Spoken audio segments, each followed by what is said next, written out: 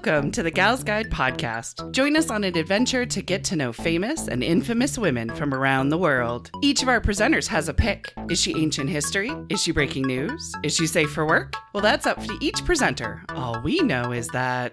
Fasten your seatbelts. It's going to be a bumpy night.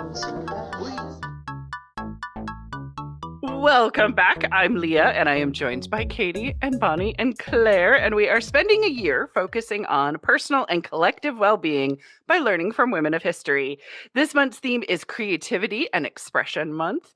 Bonnie already talked about Elizabeth Keckley. Katie talked about Beatrice Wood, and Claire talked about Armintia Gentleschi. But before I share my pick, I wanted to ask a question about well-being. I wanted to know, if you were granted a wish to be super talented at any creative art form, what would it be and why? I mean, with a couple of professional artists among us.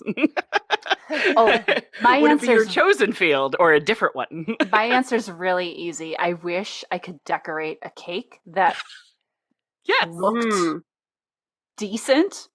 I like it. My skill right now is I just throw sprinkles on it and cut it up right away so no one can see the atrocity. As long as it's edible, right? Nope. So I want to be really great at cake decorating because then I get to eat the cake too. Mm-hmm.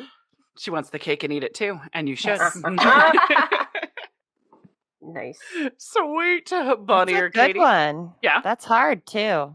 Super talented. Not just talented, super Mhm. talented. Mhm. Gorgeous cakes. See?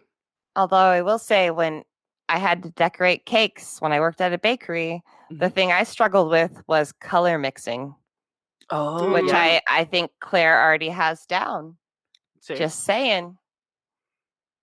Just Dun, saying. dun, dun. I had to make a flesh color once that turned out very Ooh. orange. Yeah. Naruto was orange. Naruto. I like it. Naruto was orange, but anyway. Amazing.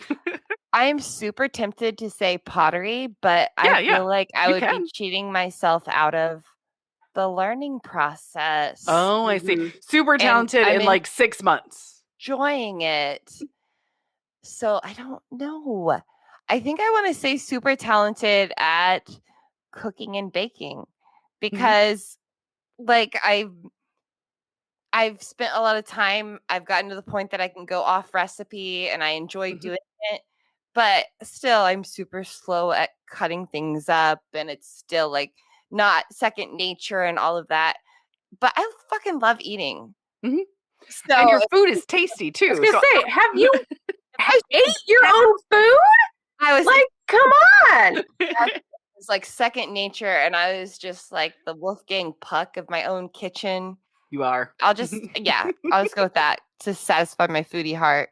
Okay. I And like then that. I just continue to struggle with pottery because I'm a masochist and I just want to You want a challenge. I didn't want to toil and struggle and I want to sinner and cry and cry and cry.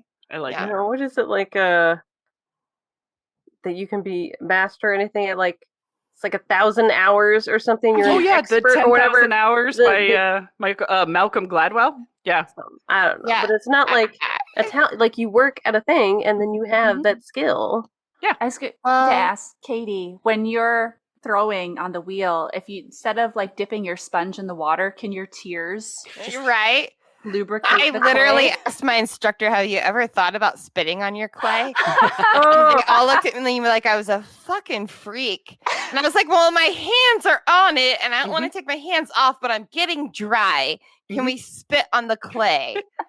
And I think that was the wrong question. My favorite Cry animals are the instead. ones that spit. Those are my favorite Yeah, animals. Llamas right? and camels and yeah. Mhm. Yeah, that wasn't the right move, guys. We don't spit on our clay. Well, what if we did? I'm sure it'd be fine. I guess I need to work on crying. There are worse things that I've seen in that clay slop tub. Did you also watch the movie Yeah. Ghost? Oh, I meant to lead with that with my Mhm, my yeah. lady. Like, I feel like if we made a sexy movie about Beatrice, it would totally like replace everybody's memory of Ghost. Exactly. Yeah. Oh, Bonnie, did you answer? To be super talented at any creative medium? No, I think anyone can be super talented. You just gotta do it and keep doing it. Yeah. I would say that I would want to be super talented at doing the gosh, now I'm blanking on their names. Jean-Claude and Christo thing where you're going out and like being like, "Hey, I got this thing that I want to do," and like hyping it up and like marketing it and convincing other people, "Hey, you should just let me install this giant piece of artwork Right. in a public space, Mm-hmm. and you should pay me to do it." Yeah. Yeah. I like it. The trouble Yep. you would cause would be so good. I keep thinking like I need to contact Harvard and be like, you need some The computers. computer artwork around here. I don't know if they do or not. I would hope that they do, but they probably don't. And be like, Right. I'll do it, for some money and one of those glass slides. Yep. One of those anti-jump cannon glass slides. Yep. I do love that idea. I thought about this for a good 3 minutes, while you're all talking. I want to draw better. There's something I take a long time to draw something. But I'm such a visual person of being able to get something that's in my head in some kind of tangible form. I wish I could just draw that better. I did watch this video that was about looking. And he was talking about drawing something so that you really look at it. And he also said this phrase, which is just rolling around in my head as well, of every line you draw is already wrong. Because if you look at a thing from one angle and then you move to another, the lines are wrong. The perspective's wrong. Every line you draw is wrong. So why not just draw? Just draw what you see. You know what I mean? Don't worry about it being perfect or matching or whatever. Just draw the stupid line. And that kind of freed me a little bit. But at the same time, my storyboards for filmmaking were stick people because I needed to draw fast. So if I could be better at drawing or at least faster, I think that would be really fun. Mostly for my own sanity. But it kind of ties into my lady. So is anybody familiar with Moomin? The little Moomin creatures. What? Bonnie, do you not know the Moomins too? Okay, all right. I will try to describe them. Okay, so the Moomins, you can totally Google it or search it up, as we now have as the phrase. Odds are they might look familiar. They are a cartoon that I described as either part white hippo or marshmallow. They're kind of like little nerds, like the nerd candy structure of characters.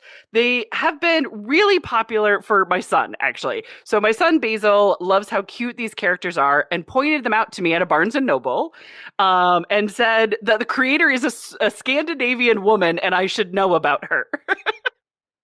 So through my son, I dove into learning more about the Moomin creator, Tove Jansson, and her history just captivated me as much as the universe that her characters escape into. They're all super adorable, and they've been in a multiple of different cartoons in the 90s, and then also some weird puppet ones. We're just going to forget about the weird puppet ones. But her books have been taking off, especially in Japan, and then therefore more in the Americas as well. But to give you a little bit of Tuve's kind of history, she was born in Helsinki, Finland in 1914. She survived both World War I and II and 4 other Finnish conflicts in her life. So I wanted to break it down because it does very much relate to her artwork of how old Tove was at that time. And then maybe imagine yourself, what were you doing at this age? So she was 1 month old at the start of World War I. It started the month after her birthday was World War I. When she was 4 years old was the Finnish Civil War.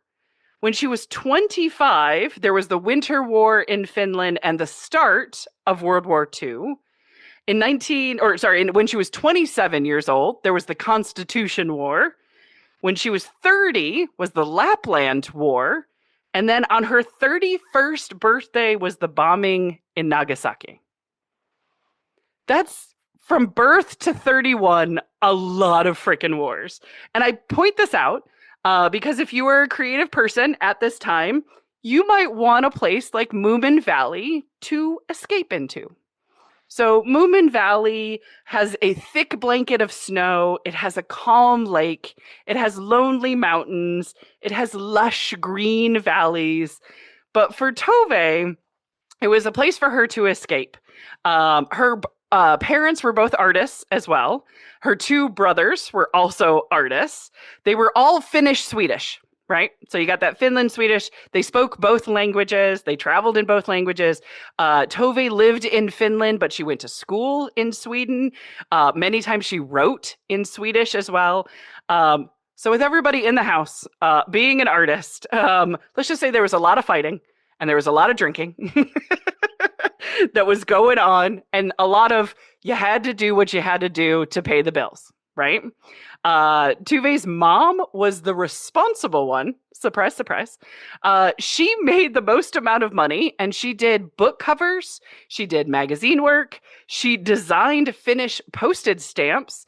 She also designed the banknotes for the Bank of Finland.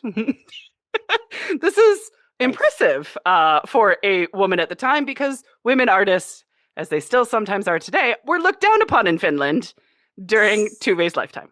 So she was the literal moneymaker in that household. Exactly. She designed the money. Wow. And yet, make sure your father's doing okay for his artwork, and your brothers. Look out for them. But Tove really wanted to be a painter. Painting was her first love. It was arguably her passion. But her dad would go and fuck off for a bit, do whatever he does. He had big bouts of drinking with no money coming in. Meanwhile, her mom's working on, the money and magazines. And her mom was working at a magazine called Garm, and that was paying the bills. So when Tove was 14 years old, she contributed cartoons for that magazine. There's a very early version of Moomins that are in them, but far scarier. They're like darker. They have red beady eyes. They look more like an angry troll. But she did contribute really early on and create this little character that was sometimes her signature as well. But the wars, they affected her greatly, as it would. She would struggle with inspiration. She even struggled with censorship, because that was very much of the time, because her cartoons, however cute they were criticizing the war. Who would have thought, right? So painting and inspiration and painting sales became a lot more difficult during the wars. And what she said is, I'm really a painter, but in the early 1940s during the war, I felt so desperate that I wrote fairy tales. So that's kind of where it came out of. At the advice of her then boyfriend, Atos Wurton, she decided to illustrate her first Moomin book. So The Moomins and the Great Flood is the very first one that she did. The early books were very much entangled with stories her mother told her. And the stories were either Bible stories or Nordic folk tales, or just starting with, there once was this girl who was very brave. You know what I mean? Like, whatever the story was, Tove felt happy when her mom told her a fairy tale, a story. So she would write 13 Moomin books. So there's 13 of them that she wrote. She didn't always love them. So at one point, she took a job for a Moomin comic strip, thinking, I just have to write a few of these. It's just one line, and then I can do all the painting that I want to do. It got syndicated. It was with the Evening News out of London. Made her a super international star. She paid the bills, but she never had time to paint. Took all of her time away. It was really more of a hindrance than she thought it was going to be when she took the job of syndication of these cute little cartoons. But she would take time to find meaning in the characters. So like every time she did actually work on these Moomins, she did not write these for children. She wrote them for herself. She was working through shiz, and she wanted to put it in cute little characters. She said this. She said, but if my stories are addressed to any particular kind of reader, then it's probably a mythal. And by that, I mean those that have trouble fitting in anywhere. Those who are on the outside, on the margins, a fish out of water. Those good for nothing ones that have managed to escape from or conceal. So a little miffle. So the Moomins, they had many stories about admitting your joys, but also admitting your fears. They were always looking for a place of safety. They always knew that danger was out there, and they found new ways to incorporate what home means. And that's kind of that war-torn spirit sort of thing of like, how do you find new home in everything falling apart around you? She also did paint. So she had her first solo show when she was 30 years old. It was during the middle of the war. Let's just say not many people were there and came, and she didn't get a super fond review because everybody was not that excited about wartime art.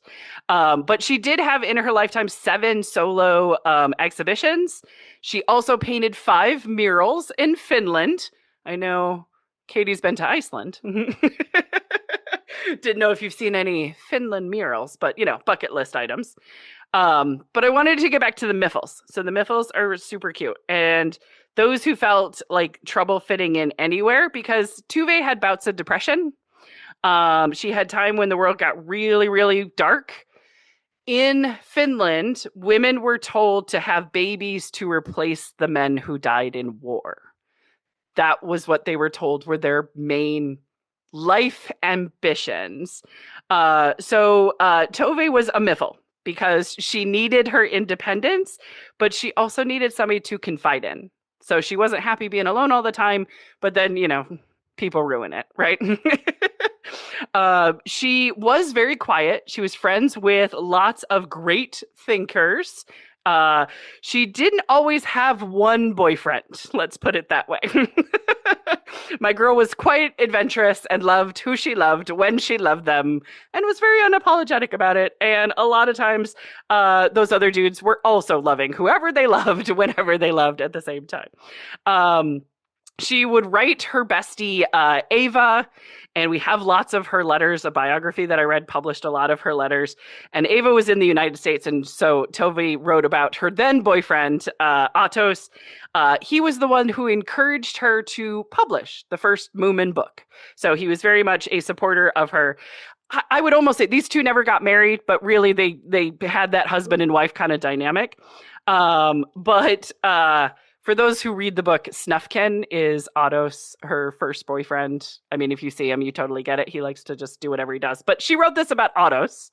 She said to Ava, he is just as vital as you are. He is full of an irrepressible sense of being alive, with that brain that is sparkling bright. He's no taller than mine, but he is tousled and a little crumpled and a little philosopher with a smile that's even bigger than yours. He's ugly. He's cheerful. He's charged with life, ideas, and utopias. A self-esteem. He's quietly convinced that he is the greatest intellect in Finland right now, and why not the whole Nordic region? Sometimes he wonders. But his great prophet is Nietzsche, of who I have heard about countless lectures and who I am starting to grow a little tired.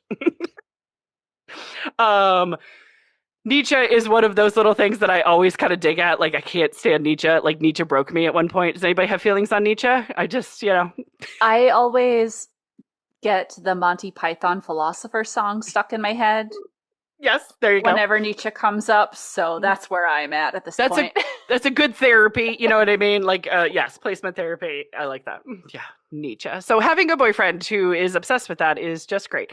But I mean, I don't want to play armchair shrink, but I play armchair shrink every now and again. So Atos, her boyfriend, was a lot like her father, where he would kind of just fuck off for a bit, do whatever he wanted to do, see whoever he thought. But, that true independence is lacking the consequence of, the women back at home are making sure that the money is, being made and the bills are being paid and all of that kind of good stuff. But she and her boyfriend seemed to think that open relationships were completely fine, and Tove really valued her independence, so it did fit. But, when your dude is wandering after Nietzsche, at one point she found a Vivica. And Vivica was 3 years younger than Tove. She was married to a Jewish Austrian who fled Nazi Germany to Finland, and they met at a party. And once most of the guests had left, they found each other and they danced till dawn. So Tove was in deep love with Vivica, and she wrote to her friend Ava again. And she says, "You know what? At long last, I feel in love that I can express myself as a woman, that I can talk about everything and not be ashamed anymore, that my friends are staring at me and asking me, what happened to me? And I'm completely new, and I'm relieved and happy from feelings of guilt." So in a time when it's, hey, ladies, you need to produce more babies, she found the love of her life, Vivica, and tried to keep it a secret as best she possibly could. She wrote in her letters, though, she didn't totally feel like she was 100% going to be a lesbian for the rest of her life, because she still did dig a lot of dudes, especially those philosophy ones as well. But for the last 30 years of Tove's life, she would actually spend it with, and this is a very Finnish name, Tulikki K. Pailatila. That's right. I had to look up how to pronounce that one with all the syllables. But Toluca was also an artist. She studied sculpture and taught graphic art. And so both Vivica and Tukila, they both represented in characters in Moomin Valley. You can see these characters. So Vivica and Tove are represented as Thingummy and Bob. And then Tutiki is Tootie. So many of the characters that are in the books are represented in her real life in many, many art forms. And it's kind of fun to like dig, like, which is that character based on? Who's that character based on?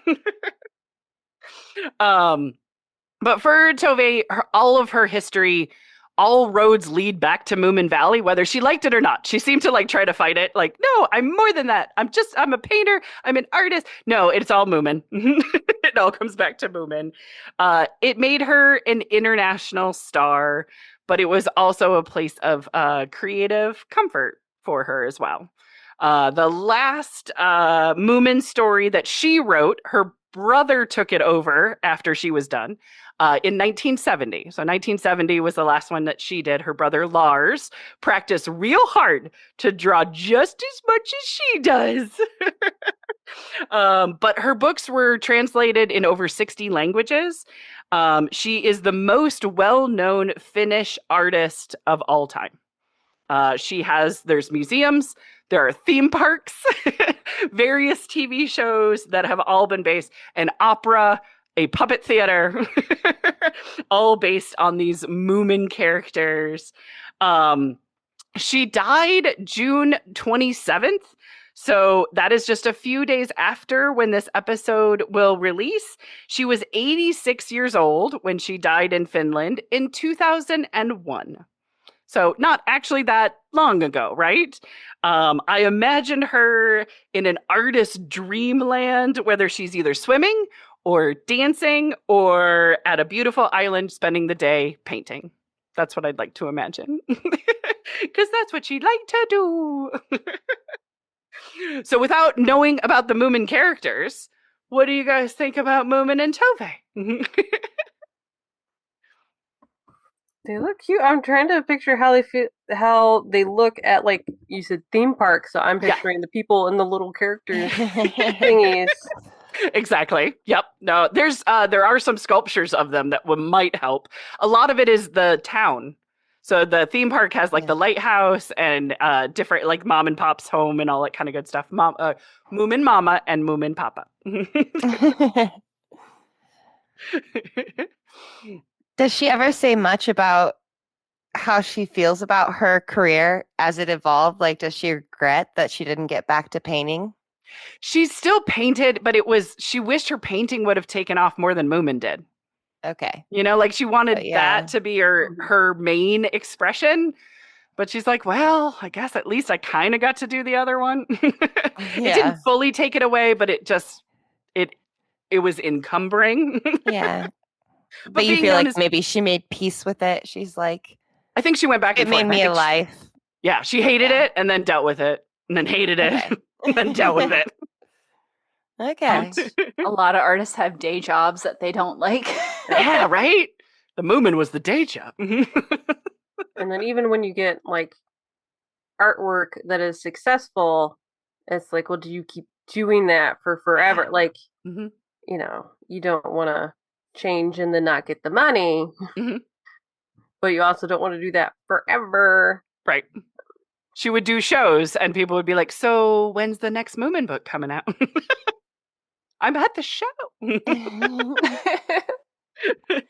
Oh no, is that why they serve cheese and wine at Oh. art receptions? Because when you're rude to the artist, they might chop your head off. Yes.